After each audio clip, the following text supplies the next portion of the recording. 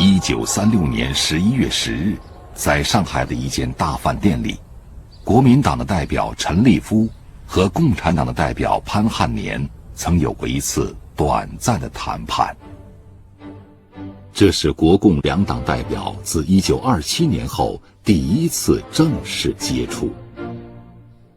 中共中央十分重视这次谈判，早在8月25日，毛泽东就代表中共中央致信国民党，呼吁为停止内战、一致抗日，实现国共两党重新合作，开始具体实际的谈判。但蒋介石的条件是苛刻的，剿共近10年不但未能剿灭共产党和红军，反将红军都搅到了一起。他对劝说国共和谈的冯玉祥说，最担心中共手中的军队还是要军事解决。因此国共刚开始的谈判又立刻破裂了。蒋介石一贯他迷信他的枪杆子，他总认为我把你红军从南方的各个书记都撵出来了，你现在是穷寇了，是吧？只要我再加最后一把劲，我就可以把你共产党力量消灭了。我们说他是部署了第六次围剿嘛，一库中南大头阵嘛，他自己也亲自飞到那个西安去嘛，张学良打红军嘛，第二次一逼完了，第二次就逼出个西安事变了。此时蒋介石正在西安亲自部署通渭会战，他称此战为最后5分钟的决战。为粉碎蒋介石的围剿，红军开始发起宁夏战役，计划渡过黄河，占领宁夏，打通国际援助的通道。但刚刚渡过3个军2万多人，就被国民党军占领了渡口，从中间隔断了。孤悬河西的部队组成了红军战史上最为悲壮的西路军。开始过河嘛，西路军那神奇的很了，那是这个一过河以后，一下打下好多县城，那是战斗的体现很强的时候。哪家军队都见了就跑。后来人家打久了，知道你是个孤军，弹药又不足，又没有后方，所以打西路军时候啊，上一个人就少一个人，他没地方补充，打一粒子弹少一粒子弹，跟国民党打国民党不一样。国民党军队呢用的是79步枪、65步枪，我们的装备呢也是教他们就这些东西，跟马家打的不一样。他用的3把大杆儿，打死他一个人装不到的，我们补充不了。所以西路军的问题要研究的话，那你们的经验教训很多很多啊。雪越来越浓，越来越稠，遮挡了视线。宁夏战役被迫终止后，为争取战略主动，中革军委向河东部队提出逐次转移、诱敌深入的方针。在山城堡一战中，重创敌第78师，取得了红军3大主力会师后的第一次大捷，迫使国民党军全线退缩，基本停止了对陕甘苏区的进攻。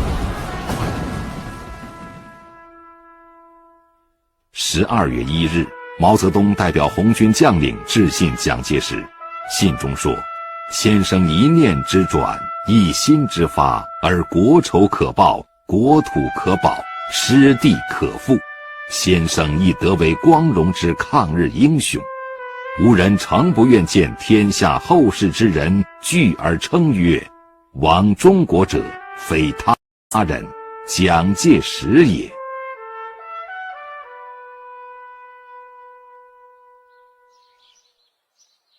公开信发出3天之后，蒋介石来到西安，下榻在华清池的午间厅，组织对红军所谓的最后5分钟决战。但是历史的发展从来不由个人主观意志所决定。12月12日，张学良、杨虎城发动兵谏，西安事变爆发。中国历史走向发生重大变化。历史不论多么精彩纷呈、惊心动魄，一旦活动于其中的鲜活生命逐渐消失，也就逐渐变成了一堆堆的故纸。这本小书记载了蒋介石1936年12月12日西安事变时的经历。他在书中说，凌晨5时半，床上运动毕，正在披衣，忽闻行辕大门前有枪声，立命侍卫往视，未归报。而第二枪发，再遣第二人往探，此后枪声连续不止。这颇像一部惊险小说的开头。混乱中，蒋介石不得不越墙而出，又不慎失足，重重地摔到墙外。难以想象，当时蒋介石已年逾50。量变促成质变。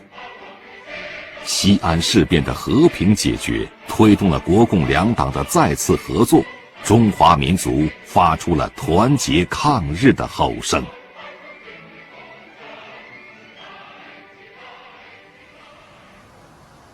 1989年6月1日，张学良在台湾对远道从美国来看他的一位教授，谈起了他平时讳言的西安事变。我跟介甫讲，就是我们就是剿共我也不主张，我不装表扬，我并不是说同情共产党，不光是，我是剿共也中国人，咱们打什么呢？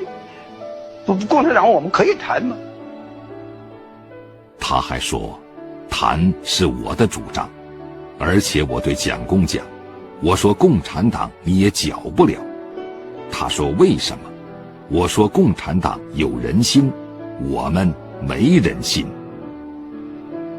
2001年10月14日，张学良在檀香山去世，享年101岁。但他却说，自己的事情是从21岁到36岁，以后就没有了。21岁，1921年，张学良访问日本，在那里他受到日本人的热情款待，参观了军事演习以及武器库、兵工厂。他明显地感觉到日本人是在自己面前炫耀武力，并暗自立下了推行现代军事教育、发展现代军事工业、赶超日本的雄心。31岁，918事变，他丢失了东北家园，背上了永远推卸不了的骂名。35岁，他被蒋介石任命为西北剿匪副总司令。在陕北战场上，他结识了一群共产党人，认识了红军。几十年后，张学良还记得与周恩来第一次见面的情景。他说，中国现代人物中，我最佩服的是周恩来，我最佩服他。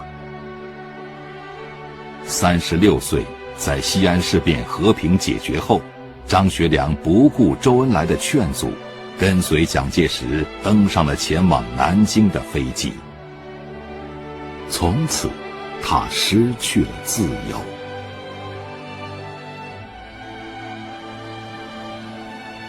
夏威夷瓦胡岛一处叫做庙谷的青山绿地之间，是张学良和夫人的合葬之地。墓碑上只刻着姓名和生卒年份几个简单的阿拉伯数字。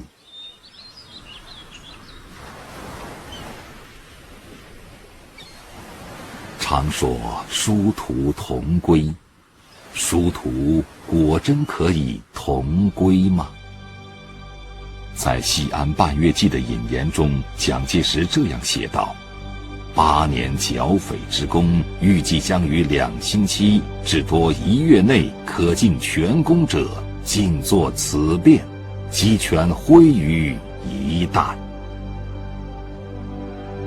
和共产党苦斗了8年，他自以为最后就差2个星期便可以把共产党消灭了。8年共2920天，2个星期14天，所谓差之毫厘，便失之千里。共产党人终剿不灭，成为了蒋介石终生不解之谜。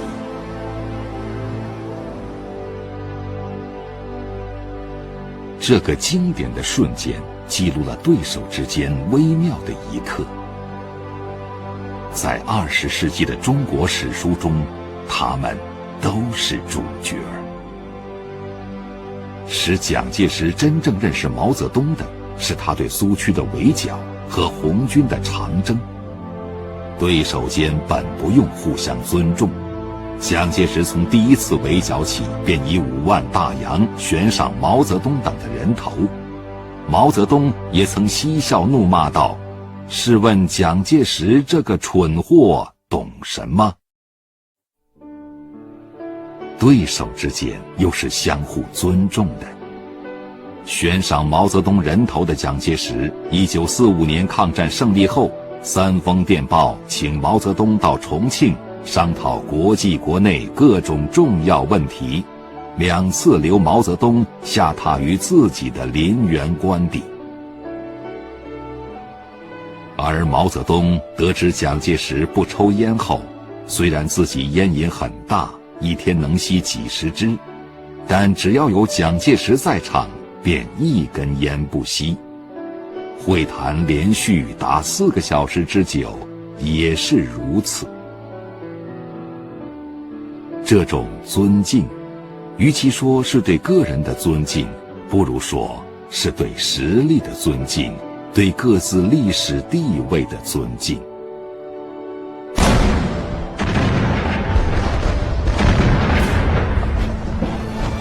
蒋介石最终败给了毛泽东。自1927年4月18日南京国民政府成立，至1949年4月23日南京解放，蒋介石在大陆统治22年05天。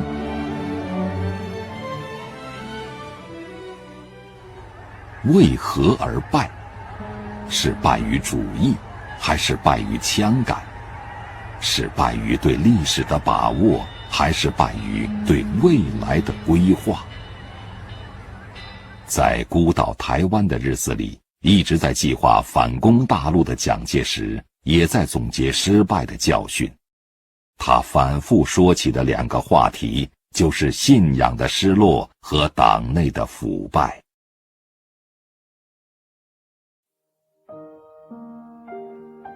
而海峡的这一头，毛泽东一直在筹划着台湾的回归。1949年，在解放蒋介石的老家奉化时，毛泽东亲笔指示，在占领奉化时要告诫部队，不要破坏蒋介石的住宅、祠堂及其他建筑物。后来，周恩来一再嘱咐统战部门，照顾好蒋介石留在大陆的亲属，还请有关人士将奉化庐木依然、溪口花草无恙的照片寄往台湾。但是，时间对这一代人来说，已经来不及了。1975年4月5日，农历清明节，蒋介石在台北市郊草山脚下的士林官邸内去世，享年89岁。蒋介石灵柩暂错于台北市南60公里处的慈湖湖畔。慈湖背依草陵山，湖水终年碧绿清澈，宛如蒋之故乡浙江奉化溪口。蒋生前在这里修建一座四合院，常来此小住，并嘱咐死后灵柩暂错此地，以待将来归葬大陆故乡。在台湾终其一生的蒋介石，生前一直在眺望无法靠近的故乡山河。他在台湾的行馆多是和故乡类似的景色，是他心目中的江浙风情。这是蒋介石乡愁的延伸。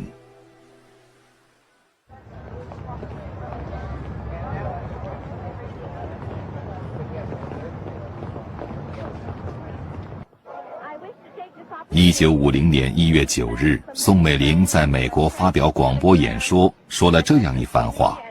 她说：几天之后我就要回到中国去了，我不是回到南京、重庆、上海或广州，我不是回到我们的大陆上去，我要回到台湾岛去。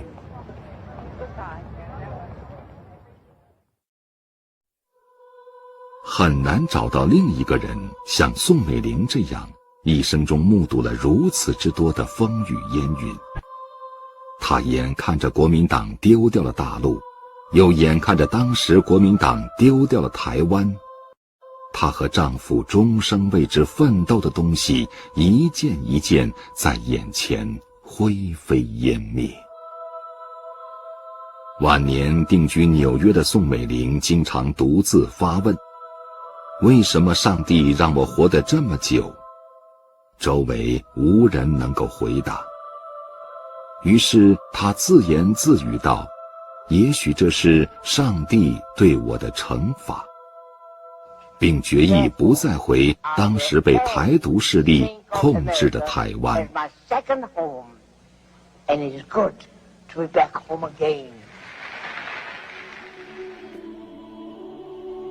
2003年10月，宋美龄走完了生命的旅程，在纽约辞世，终年106岁。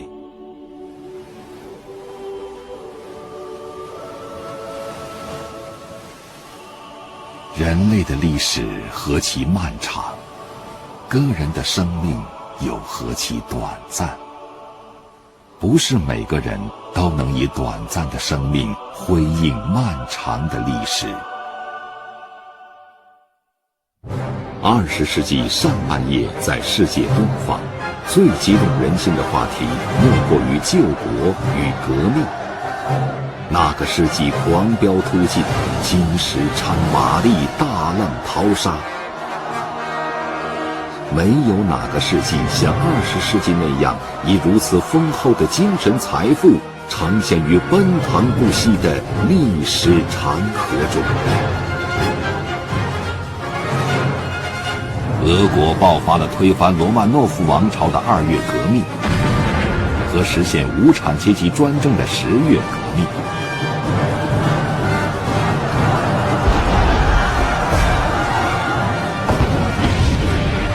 中国爆发了推翻爱新觉罗王朝的辛亥革命和实现人民民主专政的新民主主义革命。日本也爆发了一场将国家和民族引入法西斯道路的昭和革命。中国国民党、中国共产党、苏联共产党布尔什维克与共产国际、日本昭和军阀，这4股力量在世界东方的大舞台上互相交叉、互相影响、互相矛盾、互相冲撞，导演出一幕又一幕的活剧。那是一个非凡的革命年代，排山倒海，摧枯拉朽。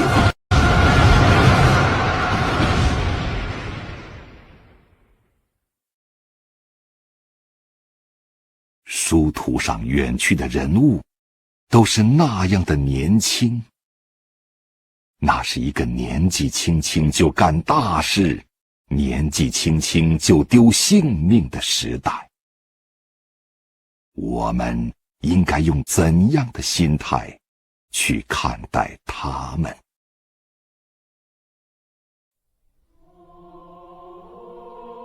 ？1939年仲夏，一个星期日的早晨，在窑洞中酣睡的李德被通信员唤醒，面前是张闻天写的一张纸条：速来机场，你飞往莫斯科。从此他便离开了中国。他承认自己不了解中国国情。1974年，李德在民主德国去世。18、19岁时，他曾在日记上写下过这样一段话：献身的人是伟大的，即使他的处境艰难，但他能平静处之，那么他的不幸也是幸福的。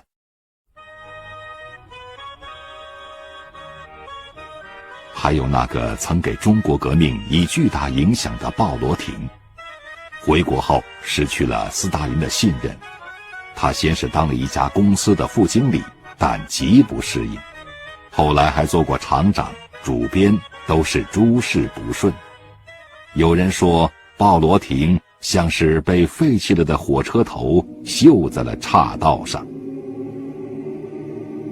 1948年底，途经苏联的安娜·路易斯·斯特朗告诉他，他从前的中国伙伴们马上要掌握政权了，这让鲍罗廷又激动了起来。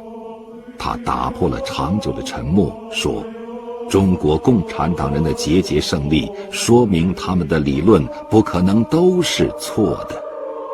这是别人听到他留下的最后一句话。1951年，67岁的鲍罗廷死在伊尔库斯克附近的一个集中营里。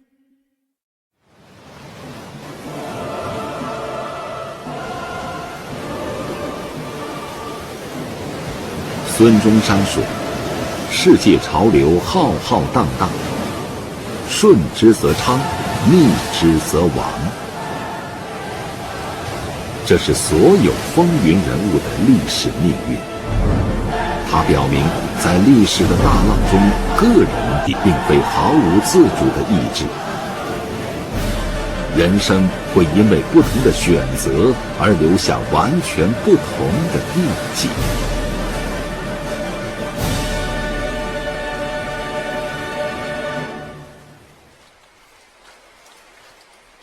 晚年的陈独秀贫病交加。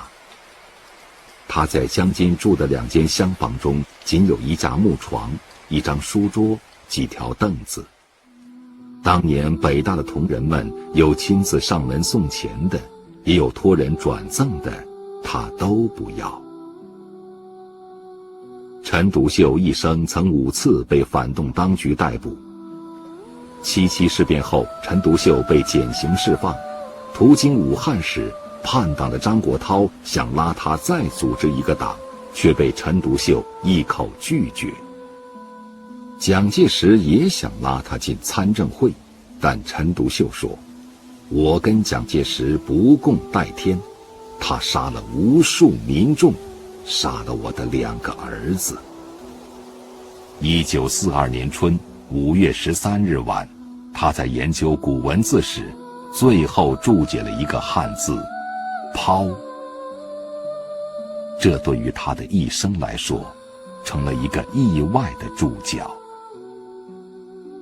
5月27日，63岁的陈独秀病逝。这位中国一代青年学子的思想启蒙者，向旧营垒冲锋陷阵的英勇斗士，最后回归了自己的出生地安庆。家乡人民在他的墓园中修了一个方方正正的池塘，对应着他的那副名脸：情无愧作，心常坦。身处艰难，气若虹。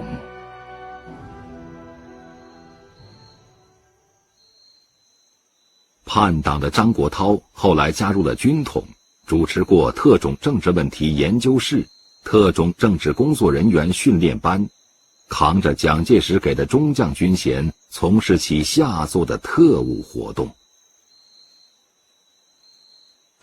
1948年11月，在人民解放军战略决战的隆隆炮声中，被国民党弃之如敝屣的张国焘悄悄去了台湾。台湾又待不住，后来他又移居香港，移居加拿大多伦多。在那里，他写下了《我的回忆》一书，对叛逃以后的经历更是缄口不言。1979年12月，张国焘在多伦多去世。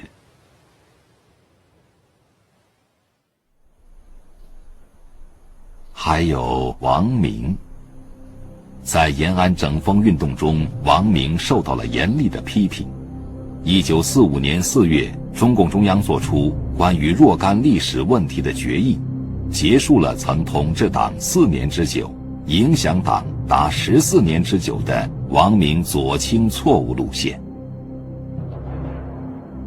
20世纪50年代，王明曾2次去苏联治病，中共中央都专门派保健、警卫、医疗人员陪同前往。但他于1956年1月再度复苏后，便再未回国。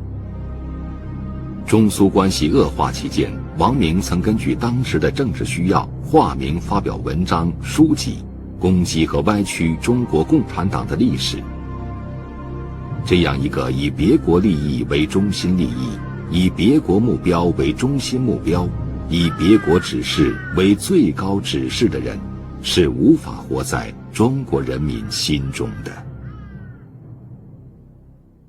博古长眠在延安48烈士墓园中，墓碑上刻着他的真名秦邦宪。1946年4月8日，博古与王若飞、叶挺、邓发等人从重庆飞往延安，途中不幸失事，走完了他39岁的生命全程。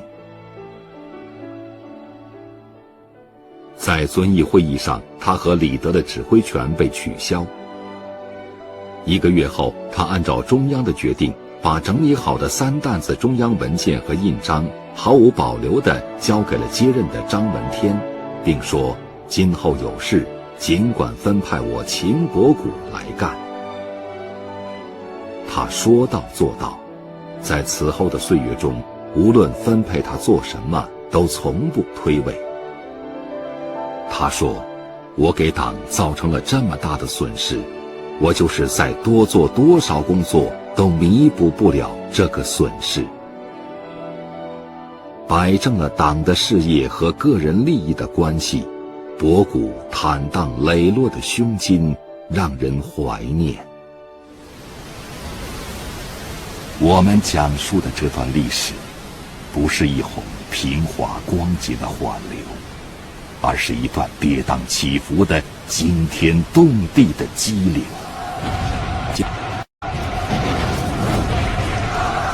奔腾不息的咆哮声，至今回响在我们的耳畔。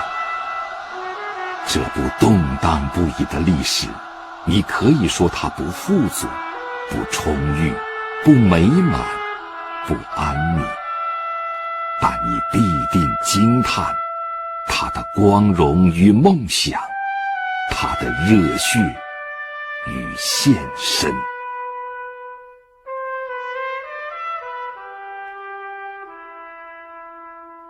最需要热血的，就是长征。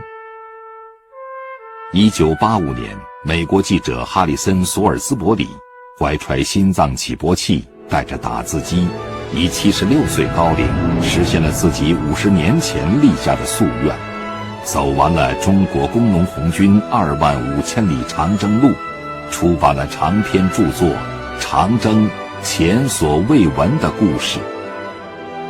他在序言里说，阅读长征的故事，将使人们再次认识到，人类的精神一旦唤起，其威力是无穷无尽的。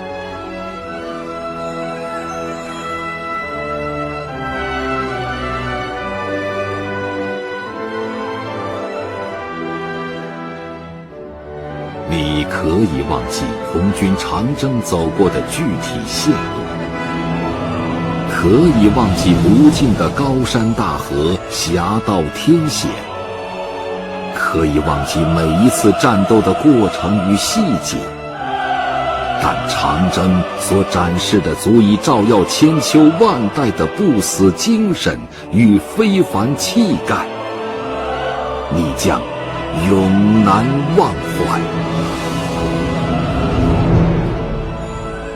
不屈不挠的工农红军，不屈不挠的共产党人，不屈不挠的解放事业，不屈不挠的中华民族。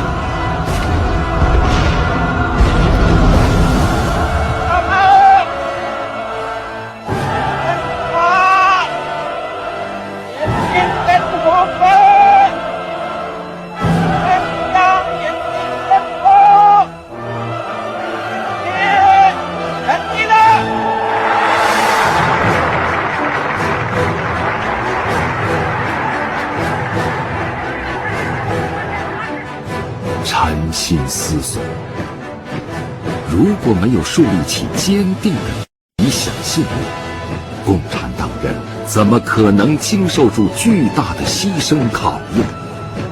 如果没有与人民群众同呼吸共命运的血肉相连，共产党人怎么可能获得推动历史前进的动力？我们的今天又是什么样的？中华民族是否可能探测到这样的时代宽度和历史深度？中华民族的伟大复兴能否获得今天的世界性号音？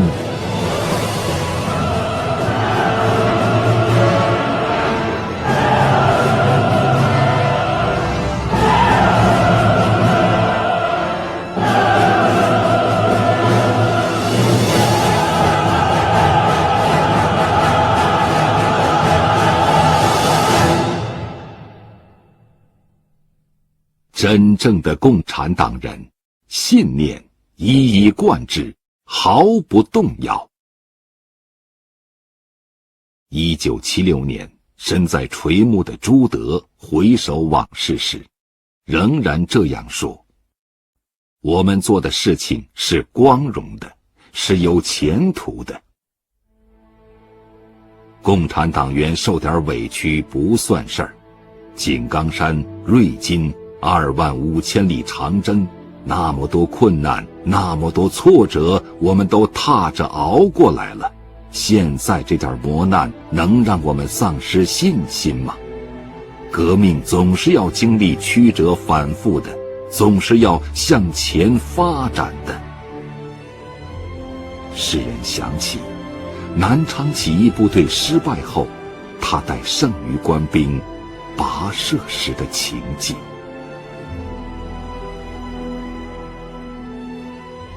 真正的共产党人鞠躬尽瘁，死而好已。1976年，为国家操碎心的周恩来，把自己化作粉碎的细末，向祖国的江河大地飞扬飘落。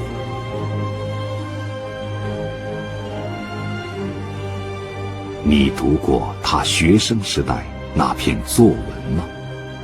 他说：欲筹一生之计划，舍求学其无从。然学而不勤，则又何贵乎学？是故求学贵勤，勤则一生之计定矣。人人能勤，则一国之事定矣。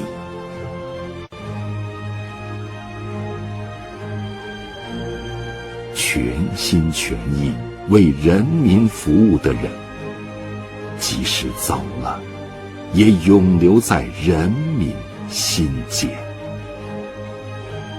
他们已成为历史，历史就像明镜，永远照耀着我们的灵魂。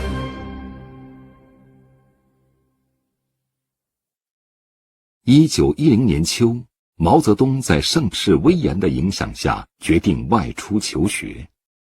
临行前，他改写了日本维新3杰之一西乡隆盛的一首诗，悄悄夹在父亲的账簿里。诗中说：孩儿立志出乡关，学不成名誓不还。埋骨何须桑梓地，人生无处不青山。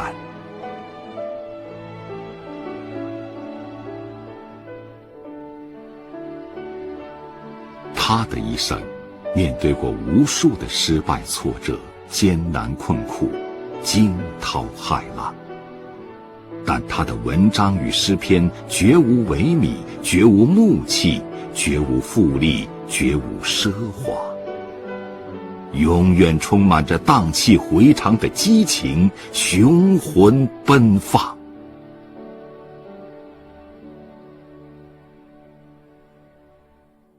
他有6位亲牺牲了，但你看过他为自己挣过什么吗？1954年，他在写给故乡政府的一封信中这样说：我的亲戚中，过去几年常有人到北京来看我，回去之后，有些人骄傲起来，不大服政府管，这是不对的。我家任何人都要同乡里众人一样，服从党与政府的领导，勤耕守法，不应特殊。他说，我的态度是：第一，他们是劳动人民，是我的亲戚，所以我是爱他们的；第二，因为我爱他们，所以我就希望他们进步，勤耕守法，完全和众人一样，不能有任何的特殊。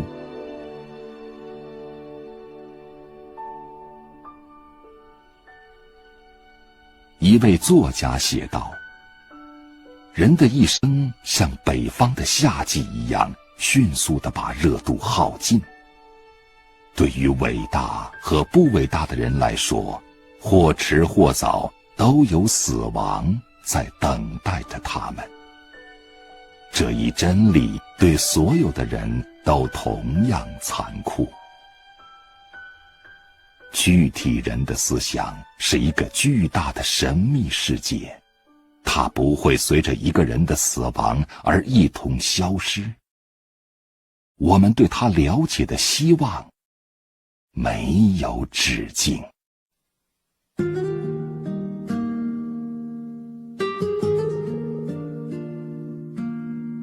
你可否记得那棵山茶，在寒冬开放下屋檐，午夜山岗送去阵阵花香。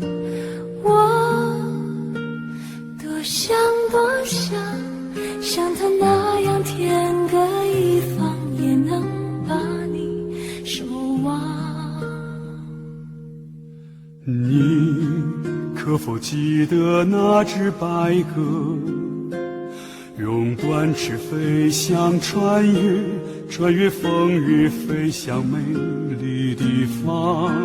我多想多想，像它那样天各一方，也能把你眺望。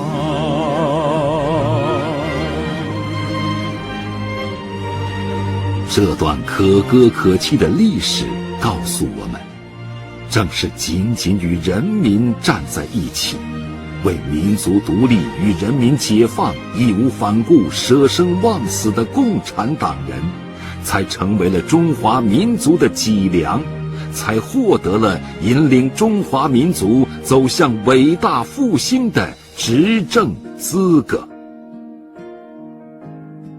1928年，在井冈山上，毛泽东曾经自问自答：中国的红色政权为什么能够存在？惊天动地的革命年代过去了，但这个问题并没有简单的过去。不论我们如何富强，也永远不要改变国歌中的这一句：起来，不愿做奴隶的人们，把我们的血肉铸成我们新的长城。不论我们如何艰难，也永远要记住国际歌中的这一句：从来就没有什么救世主，也不靠神仙皇帝。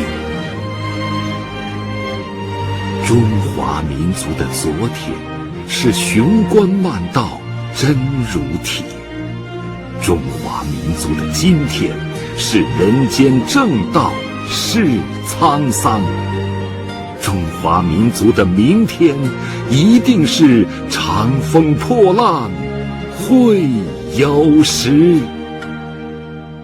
你可否记得那首童谣，在风中飘荡，不是分辨就能抵达心房。我多想像它那样飘过千山万水，飘进你的梦乡。你可否记得那抹曙光，像火一样滚烫照亮山水，把天地照亮。我多想像它那样燃烧，自己也要点亮梦想。心相随，心相望，我陪你走四方。心相随，心相望，让我为你走四方。心相随，心相望，让我陪你走四方。心相随，心相望，前面就是幸福时光，前面就是幸福时光。